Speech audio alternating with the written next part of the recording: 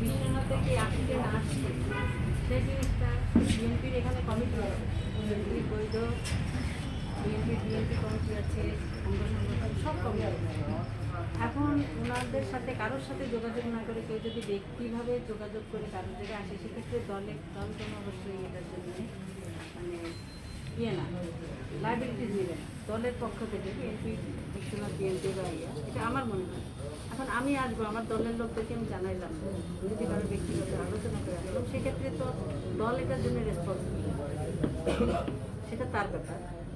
আর 2 নম্বর কথা হলো যে এখানে কোনো বিচ্ছিন্নভাবে কোনো কাজ হচ্ছে না। এখানে আমার বিএনপি সবাই আছে, সমস্ত অঙ্গ সংগঠনের নেতৃবৃন্দ আছে, বিএনপি আছে, ইউনিয়ন আছে, ওয়ার্ড পর্যায় পর্যন্ত সব বিএনপির লোকজন একসাথে কাজ করছে। এখানে কোনো বিচ্ছিন্ন কাজ করার সুযোগ নাই।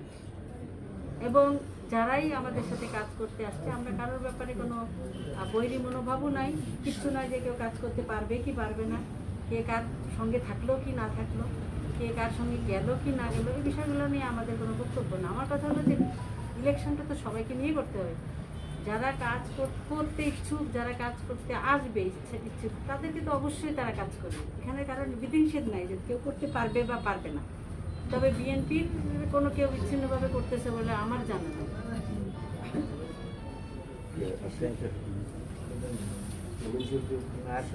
দেশ বাংলাদেশকে গড়ে তোলার জন্য খেলাধুলার বিষয়ে আমাদের কিছু পরিকল্পনা আছে। তারপরে পরিকল্পনা আছে ইমাম, মুয়াজ্জিন, খতিব যারা আছেন তাদের প্রচুর মসজিদ মাদ্রাসা দেখা যাবে তারা অত্যন্ত নিম্নমানের জীবনযাপন করেন, তাদের জন্য সম্মানী প্রদান এবং তাদেরকে বিশেষ উৎসব ভাতা, এই বিষয়গুলো সহ আরও কতগুলো বিষয় আমাদের আছে। তারপর দক্ষ যুবশক্তি, বাংলাদেশের দেশকে স্বাবলম্বী করার জন্য দক্ষ যুবশক্তি গঠন করা যায়, সেই বিষয়ে পরিকল্পনা আছে। মূলত আমাদের এটা তো মেজর পরিকল্পনা আরও আছে আমাদের, যেটা 31 দফার মধ্যে আমরা যেগুলো বলেছি সেই বিষয়গুলো আমাদের পরিকল্পনার মধ্যে রয়েছে। আপনাদের সকলের সহযোগিতায় একটি সুন্দর নির্বাচনে, আপনাদের সহযোগিতায় বিএনপি যদি ক্ষমতায় আসে, ইনশাআল্লাহ আমরা যদি সরকার গঠন করতে পারি এবং আমি নির্বাচিত হই এই অঞ্চল থেকে, এবং আপনাদের সাংবাদিকদের অনেক সমস্যা আছে, আপনারা আপনাদের সমস্যার কথা বলবেন, আমাদের জায়গা থেকে প্রতিটি ক্ষেত্রে আমাদের চেষ্টা অবশ্যই অব্যাহত থাকবে ইনশাআল্লাহ, যে আমরা যাতে সবার জন্যই কিছু না কিছু করতে পারি, সেই আল্লাহ সেই তৌফিক দান করবেন। সেটা সবার জন্য ধন্যবাদ। সবাই এখানে উপস্থিত হয়েছেন, আর আপনাদের কিছু যদি বক্তব্য থাকে আপনারা বলতে পারেন। সবাইকে ধন্যবাদ। সমস্যা নিয়ে আপনার দৃষ্টি আকর্ষণ করতে চাই। বিশেষ করে আমরা দেখেছি যে বিএনপির ভারপ্রাপ্ত চেয়ারম্যান তারেক রহমান যে 8টি প্রতিশ্রুতি দিয়েছেন, তার মধ্যে একটি হচ্ছে নদী নালা খালবিল খনন।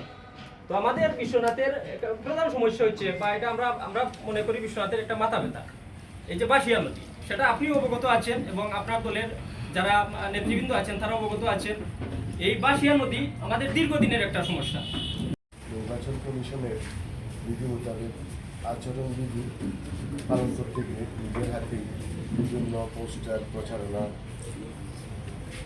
জন্য যে পোস্টারগুলো লাগানো হয়েছিল সেটি উপরে ফেলে আপনি প্রশংসিত হয়েছে।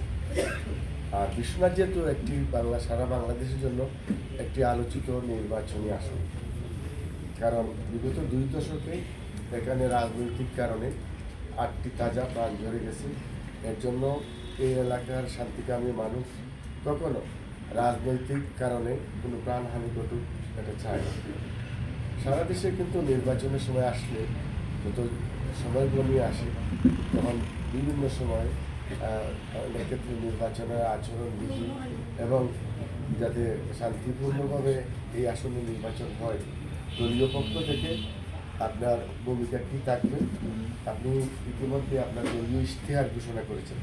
তো বাঁশিয়া সহ বিশ্বনাথের জন্য বিশ্বনাথের কিছু এবং উসমানীনগরের উন্নয়নের পরিকল্পনা নিয়ে আপনি একটি ইশতেহার প্রকাশ করবেন, সেই প্রত্যাশা রইল। আর বিশেষ করে যে কোনো যদি এই যে নির্বাচনী প্রচারণার ক্ষেত্রে কোনো ক্লাস করতে, ওইটা আপনি নিজেই ম্যাডামের স্টেটমেন্ট রেডি করে দিয়ে দেবেন, যেভাবে আপনি বিভিন্ন সময় সুখ দেন ওইটাকে। আর হোয়াটসঅ্যাপে 3 সংগঠনের 6 জন দায়িত্বশীল দিয়ে